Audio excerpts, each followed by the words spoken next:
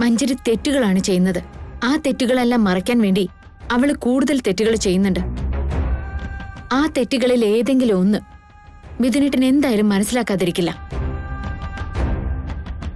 ഒന്ന് മനസ്സിലായാൽ മിഥുനേട്ടൻ എല്ലാം മനസ്സിലാവും. അതുവരെ നമ്മളിതൊന്നും മൈൻഡ് ചെയ്യാതിരിക്കണം. മേഘന പറയുന്ന പോലെ തന്നെ നമുക്ക് ചെയ്യാം. സത്യങ്ങൾ ശാശ്വതമാണ്, അതാർക്കും മാറ്റി എഴുതാൻ കഴിയില്ല. അതുപോലെ തെറ്റു ചെയ്യുന്നവർക്ക് എന്നും സന്തോഷിക്കാൻ പറ്റില്ല. നമുക്ക് കുറച്ച് സമയം കൊടുക്കാം. കൂടുതൽ ആലോചിച്ച് ടെൻഷൻ അടിക്കേണ്ട അച്ഛാ. ചെയ്യേണ്ടതെല്ലാം ഞാൻ കറക്റ്റ് സമയത്ത് ചെയ്തോളാം. ചായ ചൂടാറുന്നതിന് മുന്നേ കുടിക്ക.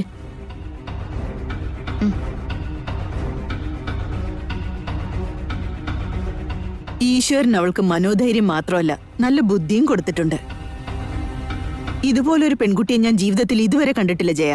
മേഘനയുടെ ജീവിതത്തിൽ സഹനവും ക്ഷമയുമാണുള്ളത്.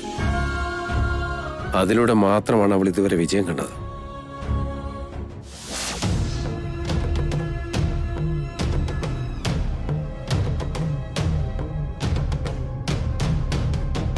എന്താ ആന്റി, ഇപ്പൊ വീട്ടിലെ അവസ്ഥയൊക്കെ എങ്ങനെയുണ്ട്? എന്തുണ്ടാവാനാ? ഇന്നലെ നീ ഇവിടെ ഇട്ടുകൊടുത്ത ബോംബ് ഈ വീട് പിടിച്ചു കുലുക്കുക മാത്രമല്ല, മൊത്തം നശിപ്പിച്ചിട്ടുണ്ട്. ഇന്നലെ നീ പറഞ്ഞതൊക്കെ കേട്ട് മുറിയിൽ കയറി വാതിലടച്ച മിഥുൻ ഇതുവരെ ആ മുറി വിട്ട് പുറത്തു വന്നിട്ടില്ല. ജയദേവേട്ടനും ഏട്ടത്തിയമ്മയും വീട്ടിലൊരു മരണം നടന്നതുപോലെ വിഷമിച്ചിരിക്കുക. സംഭവിച്ചതൊന്നും തനിക്ക് ഏറ്റിട്ടില്ലെന്ന രീതിയില് മേഘന രാവിലെ മുതൽ അടുക്കളയിലും വീട്ടിലും ജോലി ചെയ്തോണ്ടിരിക്കുക. പിന്നെ വിവേകും ചാരുവും ആശുപത്രിയിലേക്ക് പോയിട്ട് വന്ന ഡിപ്രഷനിലിരിക്കുന്നു. വിവേകിനാണ് പ്രശ്നമെന്ന് ആന്റിയോട് പറഞ്ഞു കാണുമല്ലോ. അത് നിനക്കെങ്ങനെ മനസ്സിലായി മഞ്ജരി? ചാരുവിനാണ് പ്രശ്നമുള്ളതെന്ന് അറിഞ്ഞാ ആന്റി ഇവിടെ എന്തെങ്കിലുമൊക്കെ പ്രശ്നം ഉണ്ടാക്കുമെന്ന് വിവേകിനറിയാം. അതുകൊണ്ട് വിവേക് സത്യം പറയുമെന്ന് തോന്നുന്നുണ്ടോ? അങ്ങനെയൊന്നും അല്ല മഞ്ജരി, പ്രശ്നം വിവേകിന് തന്നെയാണ്. റിപ്പോർട്ട്സ് ഒക്കെ ഞാൻ കണ്ടതാ. അപ്പോ വിവേക് ആന്റിയെ ചീറ്റ് ചെയ്താലും ആന്റി അത് വിശ്വസിക്കോ അല്ലേ? അങ്ങനെ അല്ല മഞ്ജരി, എന്തോ മെഡിസിൻസ് ഒക്കെ കൊടുത്തിട്ടുണ്ടെന്ന്. ഒരു 3 മാസം കഴിഞ്ഞാ പ്രശ്നങ്ങളൊന്നും ഉണ്ടാവില്ലെന്ന്. 3 മാസം കഴിഞ്ഞാ ആന്റിയുടെ മരുമകൾ പ്രഗ്നന്റ് ആവോ അല്ലേ? പ്രശ്നമൊക്കെ മാറിയ പ്രഗ്നന്റ് ആവാതിരിക്കുന്നത് എന്തിനാ? എന്നിട്ടും പ്രഗ്നന്റ് ആയില്ലെങ്കിൽ എന്ത് ചെയ്യോപ്പോ? നീ ശരിക്കും എന്താ ഉദ്ദേശിക്കുന്നത് മഞ്ജരി? പ്രശ്നം വിവേകിനല്ല ചാരുവിനാണെന്നാണോ? അതാണ് എന്റെ ഡൗട്ട്. എനിക്കും അതേ സംശയം തന്നെ ഉണ്ടായിരുന്നു മഞ്ജരി. ഞാനിത് അവനോട് ചോദിച്ചപ്പോ എന്നോട് എന്തുമാത്രം ദേഷ്യപ്പെട്ടെന്നറിയോ? വേണമെങ്കിൽ ഹോസ്പിറ്റലിലേക്ക് നേരിട്ട് ചെന്ന് എൻക്വയറി ചെയ്യാനും പറഞ്ഞു. ശരി ആന്റി, ഈ കാര്യത്തെ ഞാൻ എന്തിനാ ഇടപെടുന്നേ? എന്റെ പ്രശ്നം തന്നെ എനിക്ക് ആവശ്യത്തിൽ കൂടുതലുണ്ട്. നിനക്കിനി ഇവിടെ എന്തുണ്ടാവാനാ മഞ്ജരി? ഈ വീട്ടിലെ എല്ലാവരുടെയും നെഞ്ചിൽ നീ കല്ലല്ലേ ഇട്ടിരിക്കുന്നേ? അതോടുകൂടി തീരുന്നില്ലല്ലോ ആന്റി. ഞാൻ ഇവിടെയും മിഥുൻ അവിടെയോ അല്ലേ? ഞങ്ങൾ ഇങ്ങനെ രണ്ടായിട്ട് ജീവിക്കേണ്ടവരാണോ? അതിനാണോ ഞാൻ ഇത്രയും വലിയ ഡ്രാമ കളിച്ചത്? ഞങ്ങൾ രണ്ടുപേരും ഒന്നിച്ച് ഒരു റൂമിലാ താമസിക്കേണ്ടത്. അതിന് നീ മറ്റെന്തെങ്കിലും പ്ലാൻ ചെയ്തിട്ടുണ്ടാവുമല്ലോ. ഞാനല്ല, ആന്റി അത് ചെയ്യേണ്ടത്. ഞാൻ എന്ത് ചെയ്യാനാ? മിഥുന്റെ അടുത്തേക്ക് പോയി ഞാൻ പറയുന്നത് പോലെ പറയണം. എന്ത്?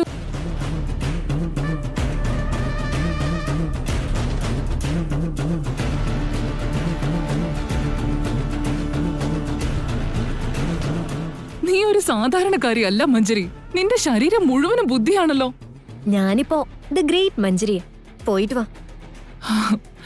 നീ മഞ്ജരി തന്നെയാ, ഒരു മനുഷ്യ സ്ത്രീയല്ല.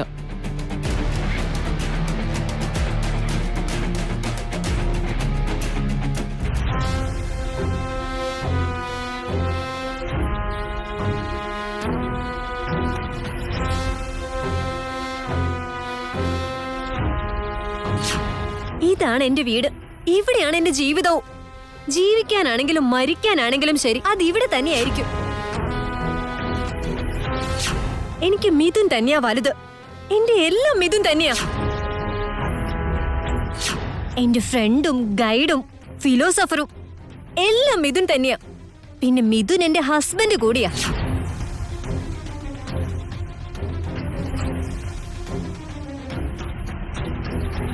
അങ്ങനെയല്ല മഞ്ജരി. മര്യാദയ്ക്ക് അങ്കിൾ ഇവിടുന്ന് പോവാൻ നോക്ക്. മിഥുനെയാണല്ലേ നിനക്ക് കൂടുതൽ വിശ്വാസം. നമുക്ക് കാണാം ഇത് എന്തായി തീരുമെന്ന്. Get out. മിഥുനേട്ടാ, ഈ കോഫി കുടിച്ചേ. ഇനിയും കൂടുതൽ ആലോചിക്കാൻ നിൽക്കണ്ട. കോഫി കുടിച്ചാൽ തലവേദനയെങ്കിലും ഒന്ന് കുറയും. ഇതാ കുടിക്കും മിഥുനേട്ടാ. ഇത് കുടിക്ക. നിനക്ക് എങ്ങനെ മേഘന ഇങ്ങനെ പെരുമാറാൻ പറ്റുന്നേ? ഇങ്ങനെയെന്ന് വെച്ചാ എങ്ങനെ? ഞാൻ മഞ്ജരിയായിട്ടൊരു തെറ്റ് ചെയ്തു എന്നറിഞ്ഞതിന് ശേഷവും നീ റിയാക്ട് ചെയ്തിട്ടില്ല. ദേ ഇപ്പൊ മഞ്ജരി പ്രഗ്നന്റ് ആണെന്ന് അറിഞ്ഞിട്ട് പോലും ഇങ്ങനെ ഒന്നും സംഭവിക്കാത്ത പോലെ. ഞാൻ നിന്നെ ചതിച്ചു എന്നെങ്കിലും നിനക്ക് തോന്നുന്നില്ലേ? മിഥുനേട്ടനെ കുറിച്ച് എനിക്ക് നന്നായിട്ട് അറിയാലോ. പിന്നെ ഞാൻ എന്തിനാ അങ്ങനെയൊക്കെ ചിന്തിക്കുന്നത്? എന്തിനാ അങ്ങനെ ഒരു തെറ്റ് ചെയ്തെന്ന് ഒരു പ്രാവശ്യം പോലും നീ എന്നോട് ചോദിച്ചിട്ടില്ല. മിഥുനേട്ടൻ ഒരു തെറ്റും ചെയ്തിട്ടില്ലെന്ന് എനിക്ക് അറിയുന്നതുകൊണ്ട്. അത് ശരിക്കും സംഭവിച്ചു കാണും മേഘനെ. അതിനുള്ള തെളിവ് ഇപ്പൊ നമുക്ക് കിട്ടിയല്ലോ. ആദ്യം ഈ കോഫി അങ്ങ് കുടിച്ചേ, ഇല്ലെങ്കിൽ ചൂട് പോവും. എനിക്ക് ഗിൽട്ട് താങ്ങാൻ കഴിയുന്നില്ല മേഘനെ. തല പൊട്ടിപ്പോകുന്നല്ല തോന്നുക. ഇവിടെ തന്നെ ഇരിക്കാനാണ് ഭാവമെങ്കിൽ അങ്ങനെ തന്നെ തോന്നുള്ളൂ. ഒന്ന് പുറത്തേക്ക് ഇറങ്ങ്, എല്ലാവരുമായിട്ടൊന്ന് സംസാരിക്കാം. ഞാൻ മിഥുനേട്ടന്റെ കൂടെ തന്നെ ഉണ്ടാവും. നീയും ഇതിനോടൊപ്പം നിൽക്കേണ്ടത് തന്നെയാ. പക്ഷെ മഞ്ജരിക്ക് കൂട്ടിന് ആരുണ്ട് മേഘനെ? അല്ലെങ്കിൽ തന്നെ അച്ഛനും അമ്മയും ഇല്ലാത്തൊരു കുട്ടിയാ. ആകെ ഉണ്ടായിരുന്നൊരു അങ്കിളിനെ മിഥുന്റെ പേരും പറഞ്ഞ് ആട്ടിപ്പായിപ്പിച്ചു. ഇപ്പൊ ശരിക്കും അവള് ഒറ്റപ്പെട്ടു. ഇന്ന് രാവിലെ മുതല് ഇടതളവില്ലാന്ന് അവള് വോമിറ്റ് ചെയ്തോണ്ടിരിക്കുക. പാവം, കൂട്ടിനൊരാളില്ലാതെ ഒരുപാട് കഷ്ടപ്പെടുന്നുണ്ട്.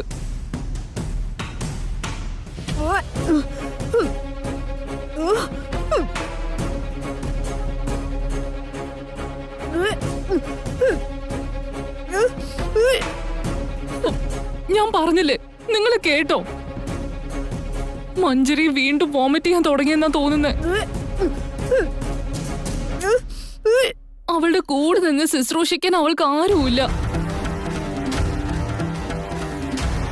മേഘനെ, നീയും അവളെ പോലെ ഒരു പെൺകുട്ടിയല്ലേ? ഒന്ന് പ്രസവിച്ചതല്ലേ നീയും? മഞ്ജരി, നിനക്കെങ്കിലും ഒന്ന് മനസ്സിലാക്കിക്കൂടെ? അവൾക്കൊപ്പം നിനക്ക് നിൽക്കാലോ. അയ്യോ എന്റെ ഈശ്വര, മഞ്ജരിക്ക് വോമിറ്റിംഗ് നിൽക്കുന്നില്ലല്ലോ. അയ്യോ, ഇപ്പൊ ഞാൻ എന്താ ചെയ്യണ്ടേ? അയ്യോ മഞ്ജരി, ആ വെള്ളം എടുത്ത് കഴുകുക. അയ്യോ,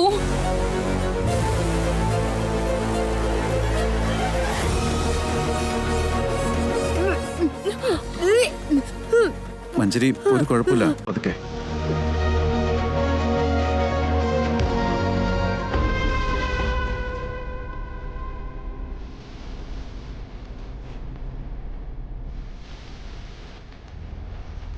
അറിയൊക്കെ നോ. എന്നാ വാ, വാ, അവിടെ ചെന്നിരിക്കാം.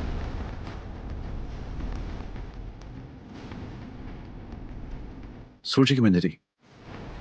ദേ അവിടെ ഇരിക്കേ.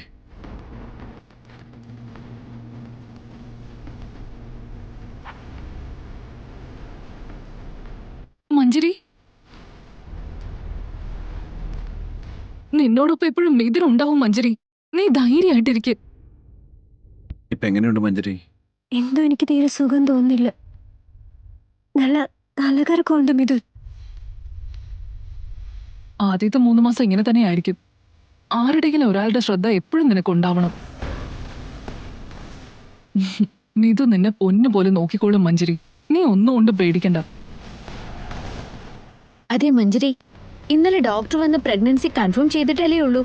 പക്ഷെ നീ ഇതുവരെ ഹോസ്പിറ്റലിലേക്ക് പോയില്ലല്ലോ. ടെസ്റ്റ് ഒക്കെ ചെയ്യാനുള്ളതല്ലേ? ഡോക്ടർ വീട്ടിൽ വന്ന് കാര്യം പറഞ്ഞല്ലേ മേഘനെ? പിന്നെ എന്തിനാ ഇനി ഹോസ്പിറ്റല്? ടെസ്റ്റും സ്കാനൊക്കെ ചെയ്യുന്നത് വളരെ നല്ലതല്ലേ ചെറിയമ്മേ?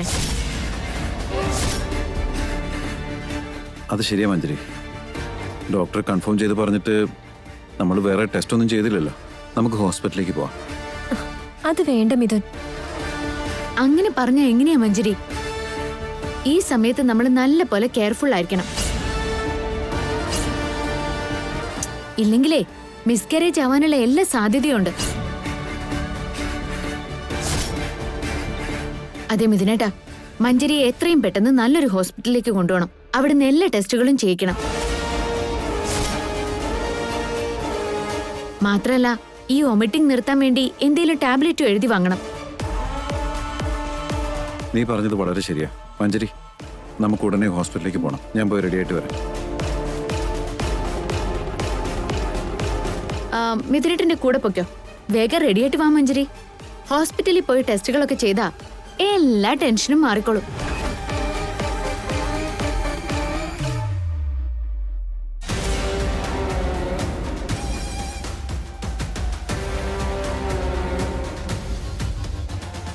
പെട്ടെന്ന് നിന്നോട് മേഘനയ്ക്ക് ഇത്രയ്ക്ക് സ്നേഹം തോന്നാൻ കാരണം എന്താ മഞ്ജരി?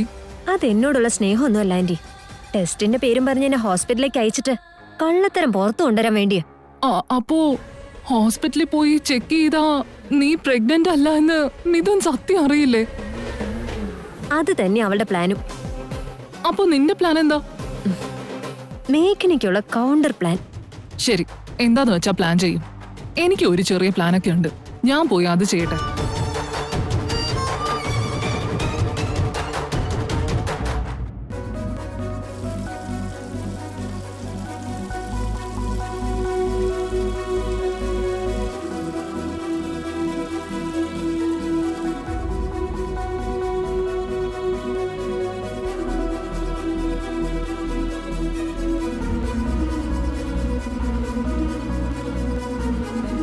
ഡോക്ടർ എന്താ പറഞ്ഞത് വിവേക്? പ്രശ്നം എനിക്കാണെന്ന് ഡോക്ടർ പറഞ്ഞു. പോകുമ്പോ നമുക്ക് ഈ മെഡിസിൻസ് വാങ്ങാണ്ട് 3 മാസം കഴിച്ചു കഴിഞ്ഞാൽ ഈ പ്രശ്നങ്ങളൊക്കെ സോൾവ് ആവുന്ന പറഞ്ഞു. ടെസ്റ്റിന്റെ കാര്യത്തില് വിവേക് കള്ളം പറഞ്ഞതാണെന്ന് മഞ്ജരി ഡൗട്ട് പറഞ്ഞതല്ലേ? അത് സത്യമാണെന്ന് എങ്ങനെയെങ്കിലും അറിഞ്ഞേ പറ്റൂ.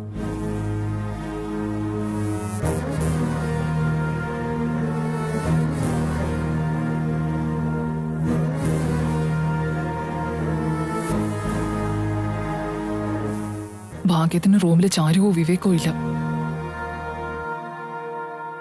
ആ റിപ്പോർട്ട്സ് എവിടെയാന്ന് കണ്ടുപിടിക്കണം.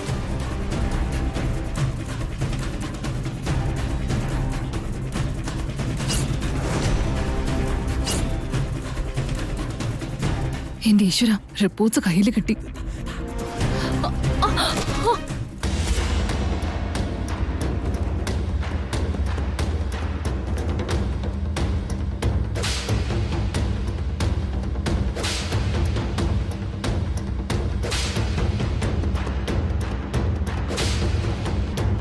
ചാരു, വിവേക് കുറച്ചു മുമ്പ് റൂമിലേക്ക് വന്നിട്ട് പോയോ? ഇല്ലല്ലോ ചാരു, ഞാൻ ദേ ഇപ്പൊ വന്നേ ഉള്ളൂ. എന്തു പറ്റി? ആരോ റൂമിൽ വന്നിട്ട് പോയതുപോലെ ശബ്ദം കേട്ടു. നമ്മുടെ റൂമിലേക്ക് ആര് വരാനാ? അല്ല, നീ ടാബ്ലറ്റ്സ് കഴിച്ചില്ലേ? ആഹാ, കഴിച്ചിട്ടില്ല. വിവേക് കഴിച്ചോ? ഇല്ല, ഞാൻ എടുത്തു തരാം.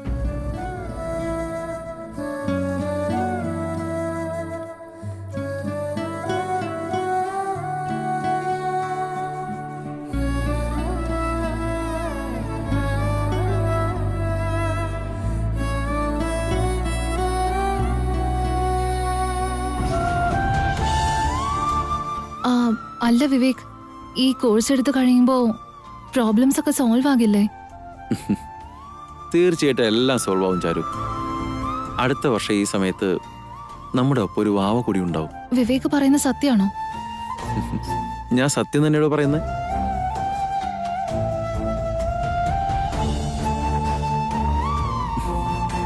പ്രോമിസ്. നീ ഒന്നും ഓർത്ത് ടെൻഷൻ ആവണ്ട, റിലാക്സ് ആയിട്ടിരിക്കെ. കുറച്ച് ദിവസം കൂടി കഴിയുമ്പോൾ എല്ലാം ശരിയാവും. ഓക്കെ? നീ ഇങ്ങനെ ഡള്ളായിട്ട് ഇരിക്കല്ലേ ചാരു. ശരി, ഞാൻ ഓഫീസിലേക്ക് ഇറങ്ങാൻ പോവാ. എനിക്കൊരു കോഫി തരുമോ? ഇപ്പൊ കൊണ്ടുവരാം.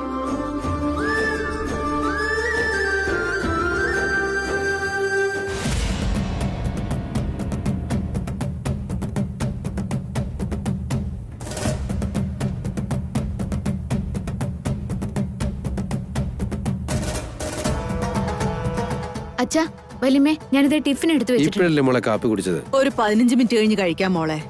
എന്താ മിഥുൻ, എന്തെങ്കിലും ഫംഗ്ഷൻ പോവാണോ? അയ്യോ, ഫംഗ്ഷനൊന്നും അല്ല അച്ഛാ. മഞ്ജരിയും കൊണ്ട് ഹോസ്പിറ്റലിലേക്ക് പോവാ. അല്ലേ മഞ്ജരി?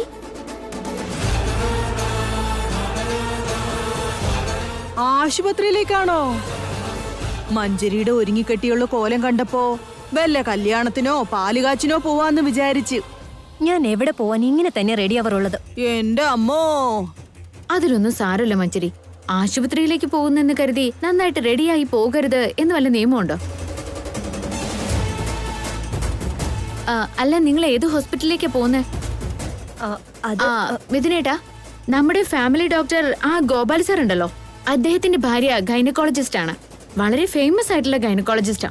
അവിടേക്ക് തന്നെ കൊണ്ടുപോയാൽ മതി. അതെ അതെ, അവരാണെങ്കിൽ വളരെ കെയർഫുൾ ആയിട്ട് നോക്കും. അവിടേക്ക് പോയിക്കോളൂ.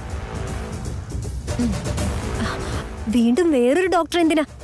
ഇന്നലെ എന്നെ നോക്കിയ രമാദേവി ഡോക്ടർ ഇല്ലേ, അവിടെ തന്നെ പോവാം.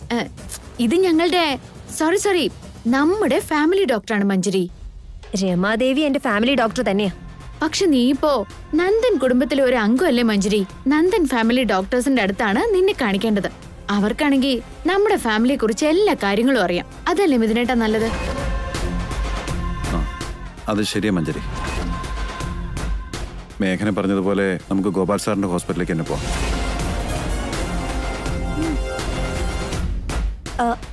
അതല്ല, പണ്ട് മുതലേ ഞാൻ രമാദേവി ഡോക്ടറെ കൺസൾട്ട് ചെയ്തോണ്ടിരിക്കുന്നത് മിഥുൻ.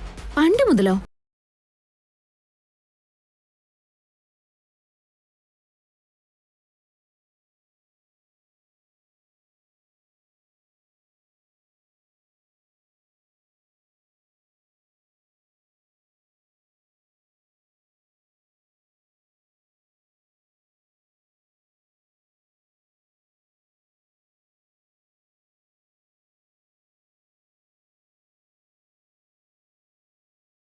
ഡോക്ടറല്ലേ നല്ലത്?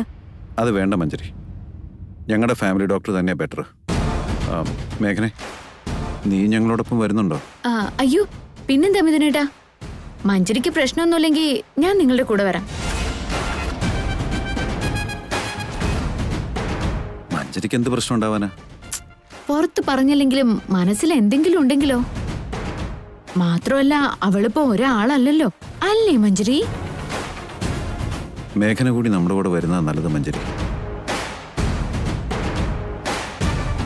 ഞങ്ങളുടെ കൂടെ വരാൻ നിനക്ക് വേറെ പ്രശ്നമൊന്നുമില്ലല്ലോ മേഘനെ? അയ്യോ എനിക്കെന്ത് പ്രശ്നം ഇതിനേട്ടാ? ശരിക്കും മഞ്ജരിയെ ശുശ്രൂഷിക്കേണ്ടത് ഞാൻ തന്നെയല്ലേ?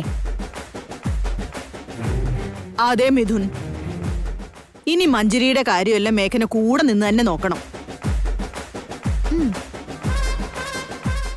മിഥുൻ, ഇനി മഞ്ജരിയുടെ കാര്യത്തിൽ ഒരു ടെൻഷനും വേണ്ട.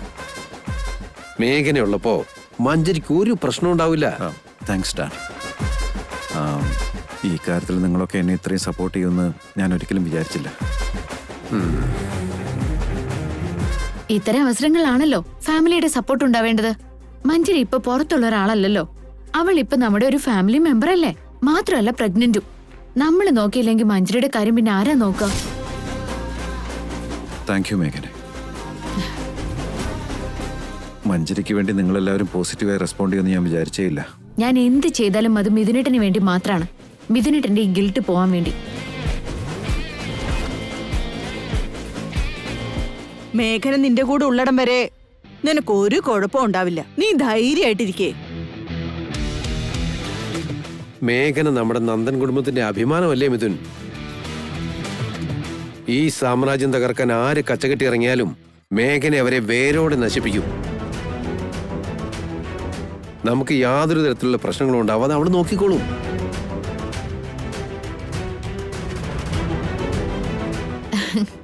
അച്ഛൻ ഇങ്ങനെ വെറുതെ എന്നെ പുകഴ്ത്തി സമയം കളയരുത്. സത്യമല്ലേ ഞങ്ങൾ പറയുന്നേ? എന്താ മഞ്ജരി, സത്യമല്ലേ? എല്ലാരും വേഗം പോയിട്ട് വാ. നിന്റെ കൂടെ നിന്ന് നിന്റെ കാര്യങ്ങളൊക്കെ മേഘന നോക്കിക്കോളും.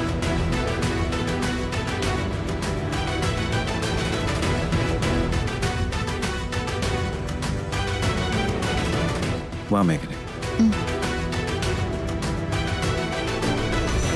മോളെ മേഘനെ, അവളെ ഒരു പാഠം പഠിപ്പിച്ചിട്ട് വാ. അവളുടെ അഹങ്കാരമല്ല ഇതോടെ തീരണം. ചെല്ല്.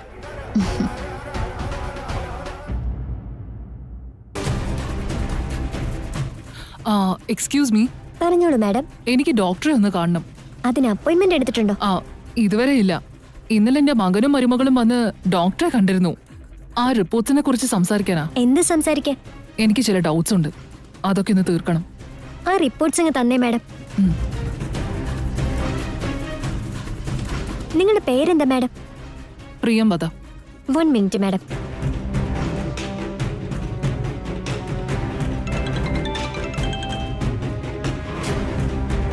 ഹലോ മാഡം, മാഡത്തിനെ കാണാൻ വേണ്ടി പ്രിയമത എന്ന് പറഞ്ഞ ഒരാള് വന്നിട്ടുണ്ട്. ഇന്നലെ ഇവിടെ വന്ന് ടെസ്റ്റ് ചെയ്ത വിവേകിന്റെയും ചാരുമതിയുടെ അമ്മയാണ്. 10 മിനിറ്റ് കഴിഞ്ഞ് ഇങ്ങോട്ട് വിട്ടാ മതി. Okay madam. മാഡം ഒരു 10 മിനിറ്റ് വെയിറ്റ് ചെയ്യണേ.